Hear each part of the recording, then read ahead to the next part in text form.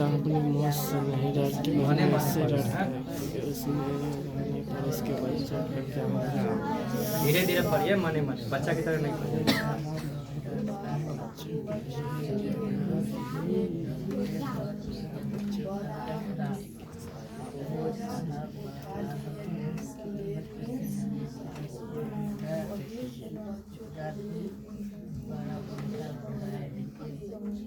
Ink नहीं है, क्या हुआ इसमें?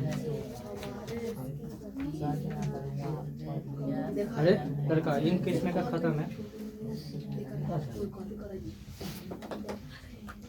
इंक था ना, नया हम लाए थे से। एक पिता अपनी मौत से नहीं डरता, बल्कि इससे डरता है कि उसने ना रहने पर उसके बच्चों का क्या होगा। उस बच्चे का पहले समझिए, एक पिता अपनी मौत से नहीं डरता। कभी भी आपका माँ पापा जो है, कभी भी मौत से नहीं डरेगा। किस चीज से डरेगा? बल्कि इससे डरता है कि उसके ना रहने पर बच्चों का क्या होगा। जब आप लोगों का, अभी आप लोग महसूस नहीं कीजिएगा मम्मी पापा का तकलीफ, दुख दर्द, ठीक है ना। अभी आप लोग महसूस नहीं करिएगा। क्यों नहीं कीजिएगा? क्योंकि उतना आप सोच ही नहीं सकते, समझ ही नहीं सकते। हाँ, जितना मम्मी पापा आपके लिए सोचते हैं, समझते हैं, उतना आप नहीं समझ सकते। समझ में? ना रहने पर जब आप महसूस कीजिए, जब मम्मी पापा बीमार हो जाते हैं ना, तो घर में कोई पूछने भी नहीं आता है। यहाँ तक कि पड़ोसी भी छोड़िए ना, अपने घर के लोग ही नहीं पूछेगा। तो उस समय कितना दिक्कत होता होगा आप फील करते होंगे। जब मम्मी का या पापा का बीमार हो जाते हैं, कुछ भी हो जाता है, तो पैसा का कमी आ जाता है। क्या आ जाता है? पैसा का कमी आएगा।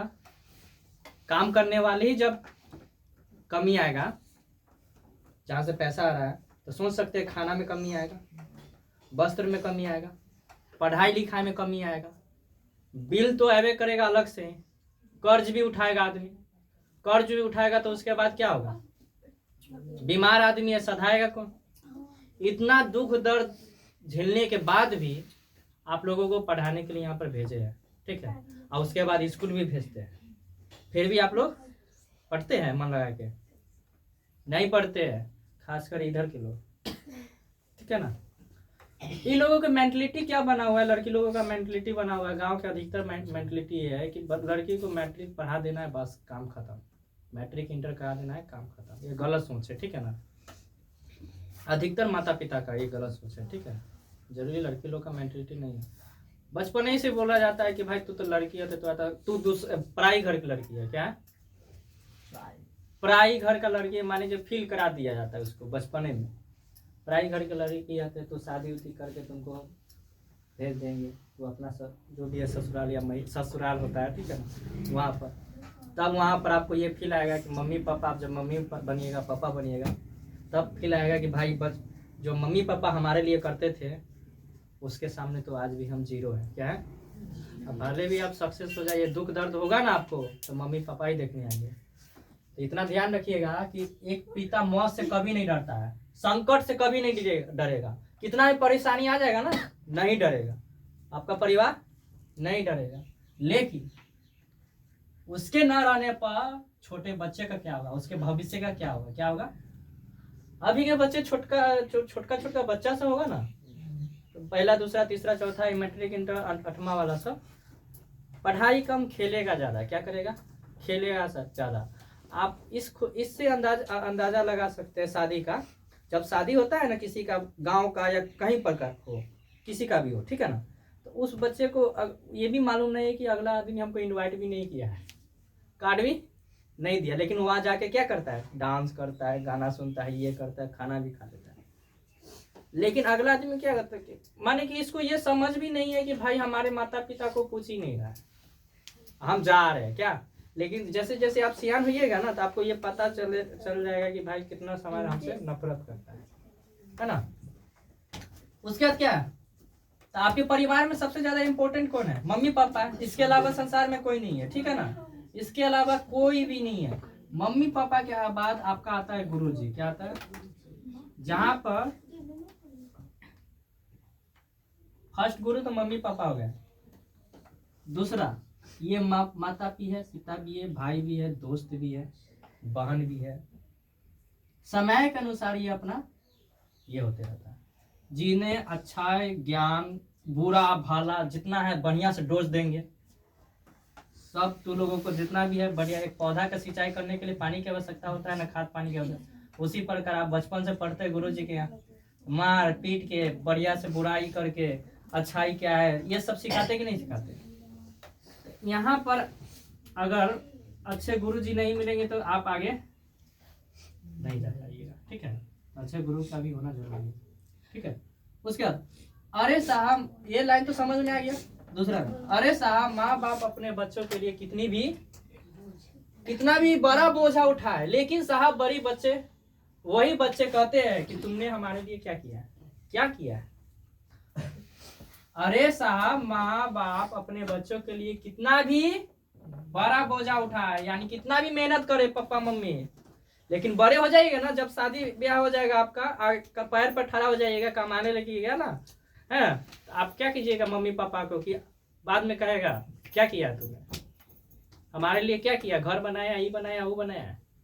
लेकिन आप ये नहीं सोचते कि बचपन में मम्मी के जब कोख में थे 9 महीना, उन्होंने कितना कष्ट से पाले थे, कष्ट कितना सहे थे। आपको मालूम होना चाहिए कि इंसान जब बच्चे का जन्म होता है, सबसे ज्यादा पीड़ा होता है महिला का। वो मौत का सामना करती है। क्या चीज का सामना करती है? मौत का सामना करती है। समझ में? मौत का सामना करने का तो या मौत का दर्शन करती है। इतना पीड़ा होता है ना, इतना पीड़ा होता है वो महसूस भी नहीं कर सकता। लेकिन उस पीड़ा के बाद जब बच्चे का जन्म होता है, नए जिंदगी का जन्म होता है ना, तब पता चलता है, तब खुशी का ठिकाना नहीं रहता है। उनके परिवार में अलग खुश होता है। गरीब फैमिली में धन संपत्ति जितना इम्पोर्टेंट नहीं होता ना, उतना बच्चे का इम्पोर्टेंट दिया जाता है। मालूम है? आपको मालूम होना चाहिए कि गरीब फैमिली में जब बच्चा पैदा होता है ना, या मिडिल कोई भी फैमिली में जब बच्चा पैदा हुआ ना, तो इम्पोर्टेंट दिया जाता है कि हाँ हमारे घर में एक नया, अब उसी जब पैदा हुआ उसी समय से उसके बारे में सोचने लगता है। अपना सपनों को मार देते हैं। क्या कर देते हैं? आप हमारे लिए अपने सपनों को मार देते हैं। उनको भी घूमने का शौक नहीं होगा कि नहीं होगा? उनको भी घूमने का शौक होगा, पढ़ने, बहुत सारा खेलने का, बहुत सारा, लेकिन सब कुछ मार देते हैं। ठीक है, तो हमारे लिए माँ बापा बहुत कुछ करते हैं, लेकिन हम बाद में क्या करते हैं? उनको दर्द देते हैं, दुख देते हैं। क्या कहते हैं? ये बोलकर कि तुमने हमारे लिए क्या किया। तो ये शब्द आपके लिए है, ठीक है। इसमें अधिकतर बच्चा माँ पापा को अपमान करते रहते हैं हर एक चीज पर कि हमारे पास ये नहीं है, वस्त्र नहीं है, हमारे पास किताब नहीं है, हमारे पास चॉकलेट खाने के लिए पैसा नहीं है, ये नहीं है, वो नहीं है, हमेशा बोलते रहते हैं ना मम्मी पापा को। आज के बाद नहीं बोलिएगा। आप पढ़ाई के लिए ही भेज रहे हैं ना, यही बड़ी बात है। जो महीना आ रहा है ना 200 300 400 रुपया, कहाँ से कमा के ला रहे हैं? आपको कॉपी दे रहे हैं, बैग दे रहे हैं, फैसिलिटी दे रहे हैं, वस्त्र दे रहे हैं।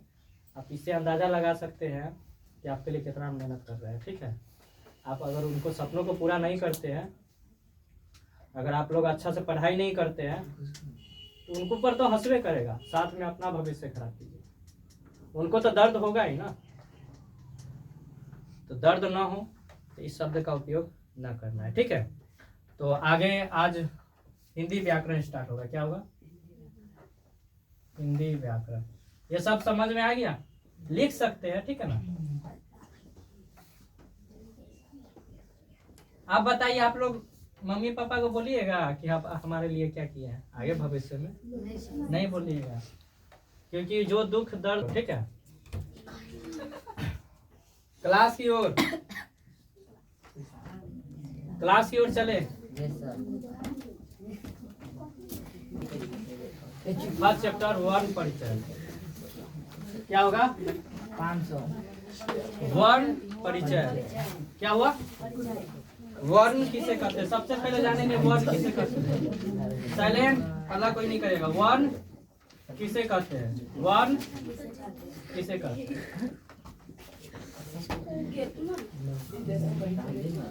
क्वेश्चन। क्लास तो कराए हुए हैं, किसी को याद है तो बताइए। वर्ण उस मूल ध्वनि को कहते हैं जिससे खंड या टुकड़ा नहीं किया जा सकता। खंड या टुकड़ा नहीं किया जा सकता। खंड या टुकड़ा का मतलब क्या हुआ?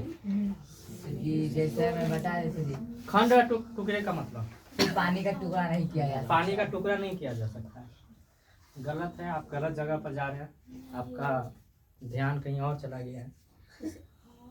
मूल ध्वनि उस वर्ण उस मूल ध्वनि को होते हैं जिसका खंड या टुकड़ा नहीं किया जा सकता। तो सबसे पहले जाएंगे चलेंगे देखेंगे कि भाई क को खंड कर सकते हैं? नहीं सर, नहीं कर सकते। क को खंड नहीं कर सकते। क प्लस अ नहीं कर सकते। आ को खंड कर सकते हैं? नहीं। आप बताओ। इसको कर सकते लेकिन इसको नहीं कर सकते। हाँ? कर सकते कि नहीं कर सकते?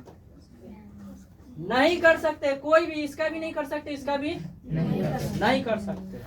लेकिन आप इसका कर सकते हैं, शब्द का, कमल का, राम का कर सकते। नहीं कर सकते।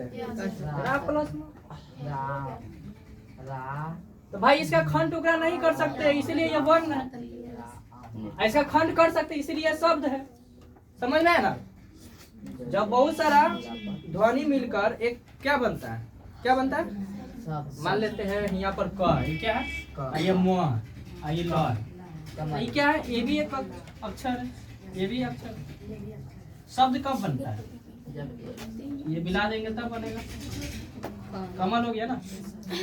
लेकिन सबसे पहले ये जानेंगे, ये समझ में आया कि नहीं आया? आ गया सर। रिवीजन हो रहा है, इसलिए जल्दी जल्दी शॉर्टकट मारेंगे, आगे बढ़ेंगे। ठीक है?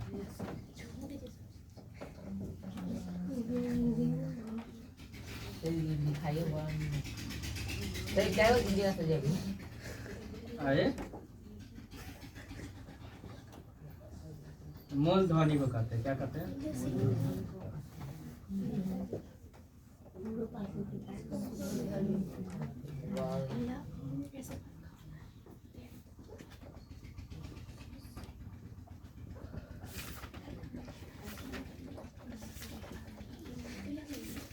नहीं किया जा सकता। क्या नहीं किया जा सकता?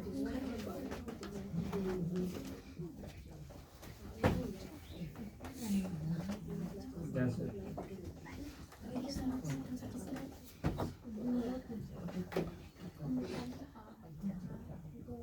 ये स्पेशल 10वां के लिए चल रहा है। किसके लिए? 10th और इंटर के लिए। किसके लिए? 8 और 7, 8 और 9 नहीं भी लिखेगा तो चलेगा। हाँ, लिखना है, मारेंगे बस, ठीक है, कर देंगे।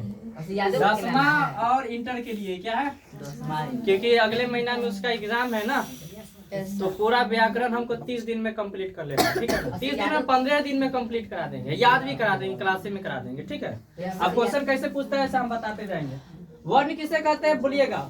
वर्ण उस मौलिक ध्वनि को कहते हैं जिसका खंड या टुकड़ा नहीं किया जा सकता। बोलो तो। वर्ण उस मूल ध्वनि को कहते हैं जिसका खंड या टुकड़ा नहीं किया जा सकता। जैसे आ, ई, ख, ग इत्यादि कर दो। क्या कर दो? बहुत सारा। क्या हो गया? बोलिए तो। इधर से जवाब दो। वर्ण किसे कहते हैं? बोर्ड पर पूरा। वर्ण उस मूल ध्वनि को कहते हैं जिसका खंड या टुकड़ा नहीं किया जा सकता। जैसे में क, ख, ग। ठीक, तू लोग बता। वर्ण उस मूल ध्वनि को कहते हैं जिसका खंड या टुकड़ा नहीं किया जा सकता है। जैसे अ, ई इत्यादि। इधर से ज्यादा आवाज आ रहा है। आप बोलो। हाँ श्री बोल। वर्ण उस मूल ध्वनि को कहते हैं जिसका खंड या टुकड़ा नहीं किया जा सकता है। वर्ण उस मूल ध्वनि को कहते हैं जिसका खंड या टुकड़ा नहीं किया जा सकता। जैसे में क, ख, ग, अंग। याद हुआ कि नहीं हुआ? पहले ये हो गया बताओ। हो गया सर।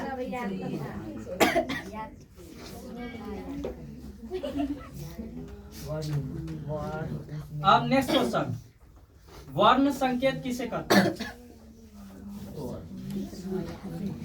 किसे कहते हैं? वर्ण संकेत किसे कहते हैं?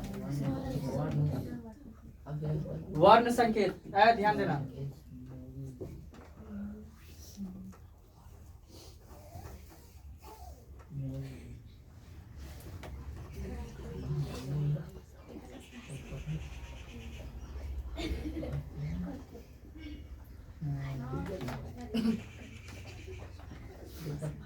अपनी होती है। क्या होती है?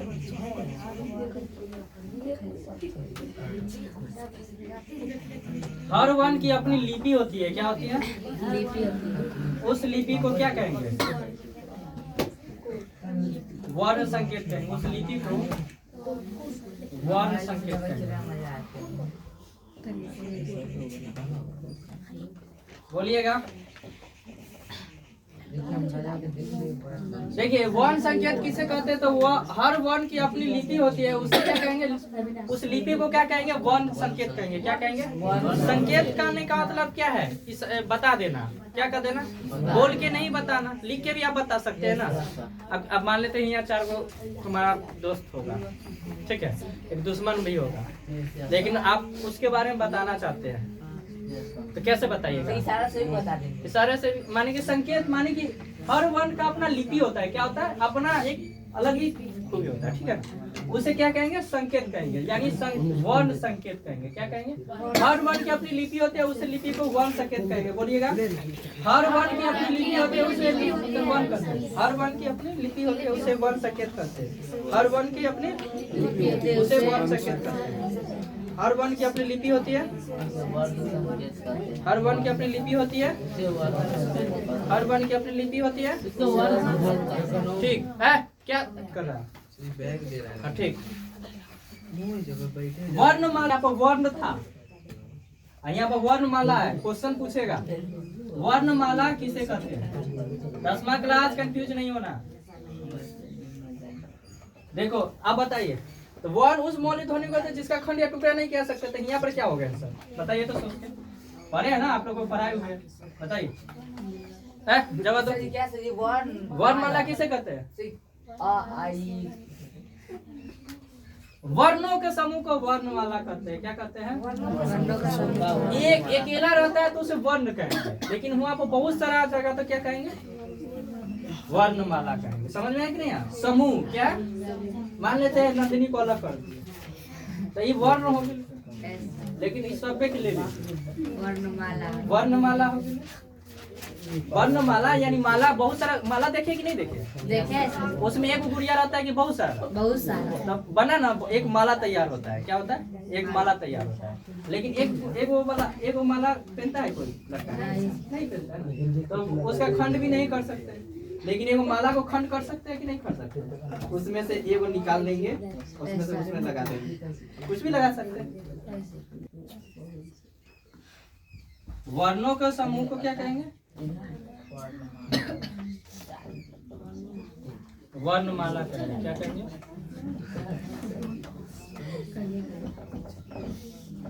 पढ़िएगा। वर्णों के समूह को क्या कहेंगे?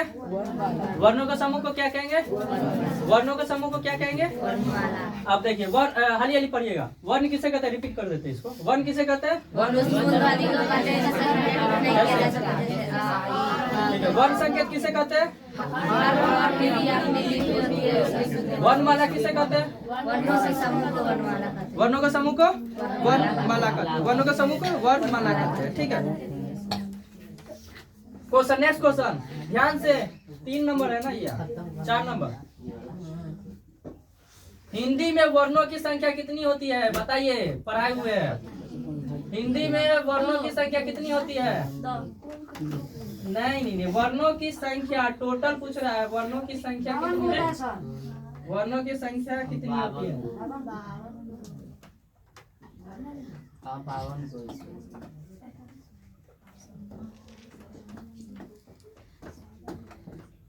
बताइए। 52 नहीं होगा, गलत जवाब है। जवाब दीजिए। सुधांशु बता। पढ़ा है ना? हिंदी में वर्णों की संख्या कितनी होती है? बता। 48। हाँ, वेरी गुड। 48 होता है। क्या होता है?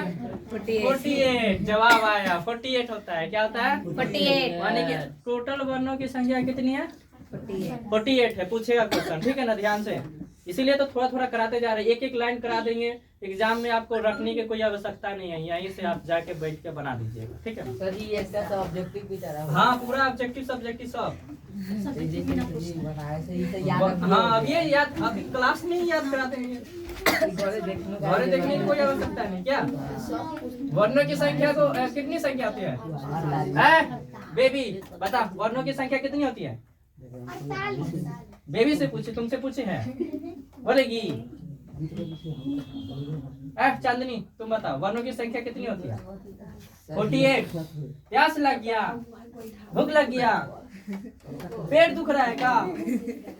क्लास में नौटंकी करेगी तो पिटाई भी होगा, ठीक है। 5 नंबर, बस कुछ देर का आराम है। नेक्स्ट क्वेश्चन, वर्ण कितने प्रकार के होते हैं? 2। जल्दी बताएं। कितने प्रकार के होते स्वर वर्ण हैं? और व्यंजन वर्ण। हम मजा आएगा पढ़ने में, धीरे धीरे सब समझ में आ जाएगा। नया देखो, धीरे धीरे समझ में आता है ना सब कुछ। फर्स्ट क्लास तो कर रहा है ना सुधांशु? गुड्डू फर्स्ट क्लास है ना? तो लोग फर्स्ट क्लास है, इन लोगों का सेकंड क्लास है शायद। तो तीसरा क्लास है। थर्ड क्लास है हम सबका। कहाँ क्वेश्चन का जवाब दे रहा है तीसरा क्लास? 3 बार एक बार और हुआ था। पूरा किताबें पढ़ा चुके हैं। बताइए कितना है? वर्ण कितने प्रकार के होते हैं? अलग करी अरे वर्ण कितने प्रकार के होते हैं? 2 प्रकार के वर्ण कितने प्रकार के होते हैं? 2 प्रकार। ऑब्जेक्टिव पूछेगा, कैसे पूछेगा क्वेश्चन? बताइए निम्नलिखित में से वर्ण कितने प्रकार के होते हैं? Option number A 2, option number B 3, option number C 4, option number D सभी। क्या option number A. Option number A 2 प्रकार। क्या प्रकार के? कौन कौन से होते हैं? पहला स्वर, दूसरा व्यंजन वर्ण, दूसरा व्यंजन वर्ण, दूसरा क्या हो गया? व्यंजन वर्ण। स्वर वर्ण, व्यंजन वर्ण, स्वर वर्ण, व्यंजन वर्ण।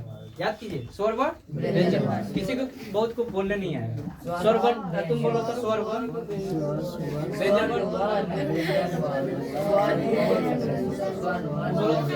बोलो ना।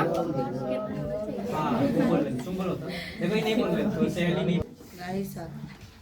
यहाँ तक दिक्कत नहीं सर। नहीं है ना? नहीं सर। पीछे से लाते से मारता है। 6 नंबर क्वेश्चन है, मारपीट कीजिएगा। स्वर वर्ण की संख्या कितनी है बताइए?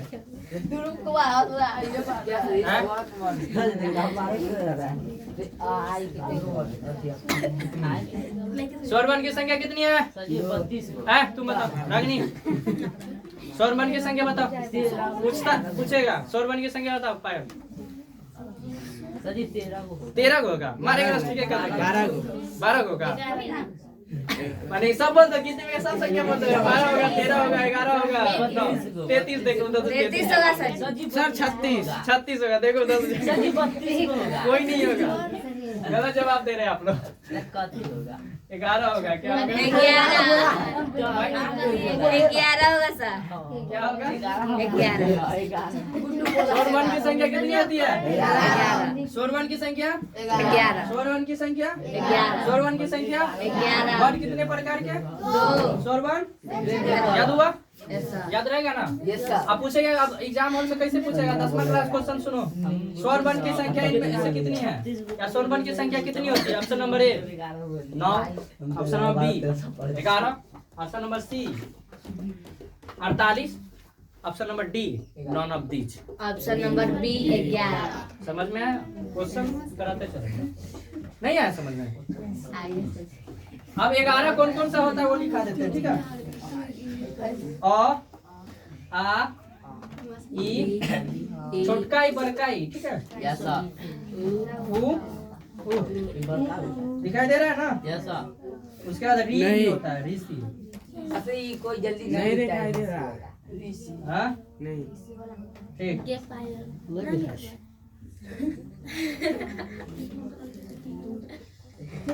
हो गया टोटल जब तो आ देखो आ ई उ री ए ओ औ, ठीक है ना? क्या हुआ? जी हो गया। 11 हुआ। गिनो तो, याद भी कर लेना अभी 11 को। क्या कर लेना? याद भी कर लेना। पायल इधर देखो, बताओ तो 11 को बताओ। स्वर वर्ण 11 का संख्या बताओ कौन कौन है? आ ई उ री ए ओ औ। औ तक रुकना है। कहाँ तक रखना है?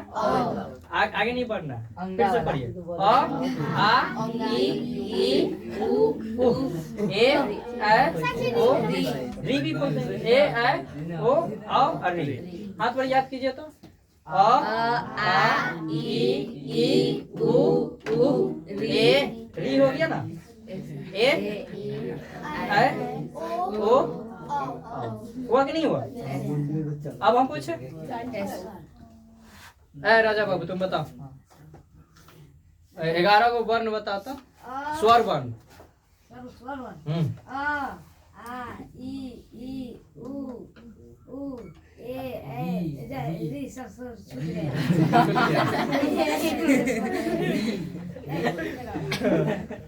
बीच में नहीं बोले, इसको बोले दो। हाँ बोल।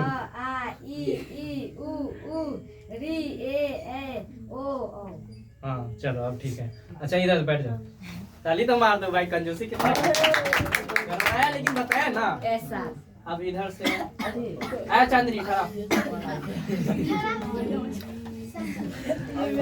चलो स्वर वन बताओ क्या है?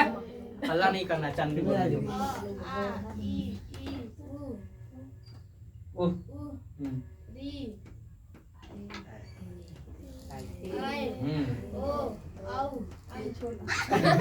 हम बोले थे आगे में चल जाएंगे। अरे सुनोगे दिमाग क्या है? एक्स्ट्रा सोचती है ये सब, मालूम है? ये तो एक्स्ट्रा सोचती है। इसके पास एक्स्ट्रा दिमाग ऊपर वाला देवे किया है। अभी दिमाग ऊपर नहीं दिया, घुटना में दिया है, पैर में। हम बोले कि भाई अंग अंग में नहीं जाना है ना? ऊपर वाला भेजा दिया, लेकिन भेजा भेज के नहीं भेजा, ठेवना भेजा है। अरे बोलेगा तू लोग अच्छा लाइन बन गया नहीं? ऊपर वाला भेजा लेकिन भेजा नहीं भेजा। ये लाइन किसके लिए? लड़कियों में सूट करता है, मालूम है? बेइज्जती करवा दे, थोड़ा वजह से बेइज्जती हो गया। स्वरमान की संख्या फिर से कराते हैं। स्वरमान की संख्या कितनी है? बोलिए। अ आ ई उ री ए ओ औ। ब्रेक यहीं पर लगाना है। ओवे तो ऑन में ना घुसे। कहाँ तक लगा भाई? और तक ब्रेक लगा भी के। समझ में आई नहीं है? नहीं तो एक्सीडेंट हो जाएगा। समझ में आया ना? स्वरमान की संख्या 11। अ आ ई उ री ए ओ औ। हुआ? अब नेक्स्ट क्वेश्चन यहाँ लिख देते हैं, ठीक है ना? नीचे हो जाएगा। यहाँ नहीं दिखाई दे रहा है, यहाँ लिख देते हैं 7 नंबर, ठीक है? व्यंजन सही लिख रहे हैं ना? देख लेना, व्यंजन वर्ण की संख्या कितनी होती है? 48 में से 11 घटाएंगे। माने कि हम लिखा रहे हैं तो आप लोग बात करने लगते हैं, घरे का बात नहीं करते का? नहीं सर। व्यंजन वर्ण की संख्या कितनी होती है? 36। आप देखो 48 में से 11 घटा तो कितना बचा? गलत है। और भी संख्या होता है। 36 क्या कर रहे हो आप? घटा दिए क्या उसमें से? 48 में से? नहीं सर। व्यंजन वर्ण है, अभी वर्ण में भी बटा हुआ है। क्या बटा हुआ? वर्ण में भी बटा हुआ है। अंतस्थ वर्ण बता, स्पर्श वर्ण। अंग वाला जोड़ना देखो। व्यंजन वर्ण 25 से 11 जोड़ो तो कितना हुआ? 25 11 36 तो बना सकती है। अभी यहाँ पर कितना है? 48 है ना? ऐसा ठीक। और भी है, स्पर्श भी है, अभी है, ठीक है? कितना बताया था तू लोग? 36 नहीं होगा, 25 होगा। क्या होगा? 25 होगा। क्या होगा? तो आप ही ना बोले थे 11 जोड़ देने के लिए। हम तो ऐसा ही करवा रहे थे तुम लोग से। कितना होगा व्यंजन वर्ण? 25 होगा। लेकिन उसमें व्यंजन वर्ण 25 कौन होगा? तो इसमें स्पर्श होता है। क्या होता है? स्पर्श। इसको स्पर्श व्यंजन भी कहते हैं। क्या कहते हैं?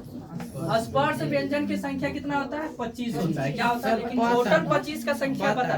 कहाँ से लेकर प तक? हाँ, क से लेकर प तक। क्या तक हो गया? क से लेकर प तक जो होता है वो स्पर्श होता है। क्या होता है? स्पर्श करने का मतलब है इसमें सहायता ली जाती है। क्या चीज की? अ आ ई की जो होता है ना सहायता, अ का सहायता ली जाती है। क में बोलते हैं तो आता है कि नहीं आता है? ख बोलता है तो आता है कि ना? स्पर्श कर रहा है कि नहीं कर रहा है? जैसे कि का आ, इसमें स्पर्श किया, लेकिन वहां पर नहीं जाना है। उसके बाद क्या हुआ? म, तो म में अ आया कि नहीं आया? आया ना? स्पर्श किया। क्या स्पर्श करने का? तो छुआ। क्या किया? छुआ। तो स्पर्श वर्ण की संख्या 25। क्या हुआ? लेकिन अंतस्थ एक होता है। क्या होता है? अंतस्थ क्या होता है? देखो तो अंतस्थ अंतस्थ सही लिखा है रे। अंतस्थ ठीक है। अंतस्थ वर्ण की संख्या कितनी है? अंतस्थ वर्ण की संख्या कितनी है? 4 है। क्या है? अंतस्थ वर्ण की संख्या कितनी है? पहले संख्या जानेंगे, उसके बाद बताएंगे। ठीक है ना? पहले संख्या जान लेंगे। स्पर्श वर्ण की संख्या कितनी है? 4। स्पर्श वर्ण, स्पर्श व्यंजन है तो वर्ण भी बोल रहा है। स्पर्श व्यंजन की संख्या 25। अंतस्थ वर्ण की संख्या 4। और उसके बाद उष्म भी होता है। उष्म व्यंजन है। ये सब क्या है? व्यंजन है। ठीक है, व्यंजन है। कितना होगा इसका? 4 होगा। क्या होगा? उस व्यंजन कितना है? 4 होगा। ठीक है।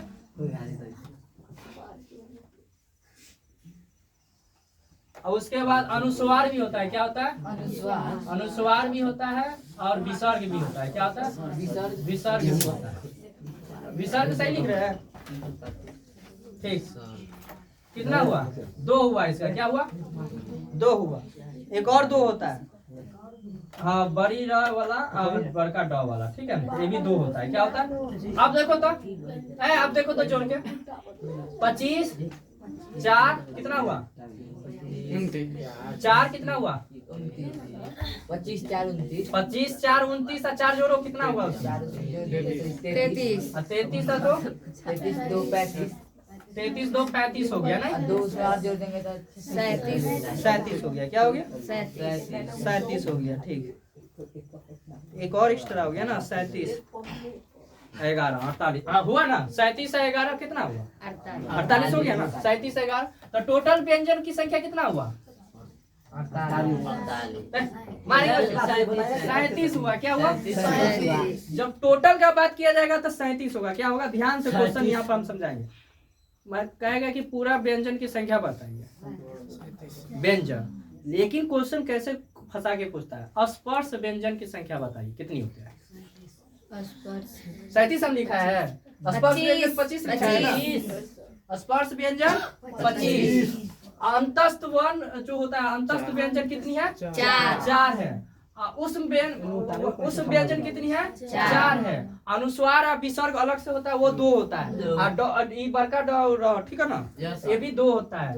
तो टोटल 37 हुआ। लेकिन क्वेश्चन पूछेगा उस वर्ण की संख्या कितनी है? बताइए उस वर्ण व्यंजन की संख्या कितनी है, या उस व्यंजन की संख्या कितनी है? 4 होगा ना? क्वेश्चन नहीं समझ रही हो? उस व्यंजन की संख्या 4 समझ में है। और अंतस्थ व्यंजन की संख्या 4 है। समझ आया? ऐसा कौन सा वर्ण है जिसमें क्वेश्चन पूछ सकता है कि बताइए विसर्ग कौन सा वर्ण में आता है? स्वर वर्ण में कि व्यंजन में है? आवाज क्वेश्चन ध्यान दो। अनुस्वार कौन सा वर्ण में आएगा? क्वेश्चन हो रहा है अभी। अनुस्वार कौन सा वर्ण में आएगा? व्यंजन। याद किए होंगे आप लोग। ठीक है ना? विसर्ग कौन सा वर्ण में आएगा? व्यंजन में आएगा। क्या आएगा? प किस में आएगा? प किस में आएगा? स्पर्श में आएगा। प किस में आएगा?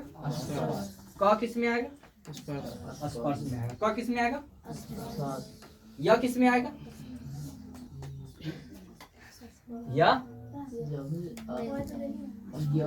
य अंतस्थ में आएगा। क्या आएगा? कल हम कराएंगे। क्या कराएंगे? कल हम करा देंगे। लेकिन अभी इतना जितना पूछेंगे उतना जवाब देना। 11 को सही है। ला ये बताओ। वाह क्या कहते? बा कौन सा व्यंजन में आएगा? स्पर्श व्यंजन में आएगा। अच्छा ये बताओ चौक। स्पर्श ठीक, समझ में आए ना? कोई दिक्कत यहाँ पर? रिवीजन करा दे हाली हाली। ठीक है, रिवीजन करा देंगे, उसका क्लास एंड करेंगे, ठीक है ना? उसके बाद छुट्टी होगा। वर्ण किसे कहते हैं? वर्ण संकेत किसे कहते हैं?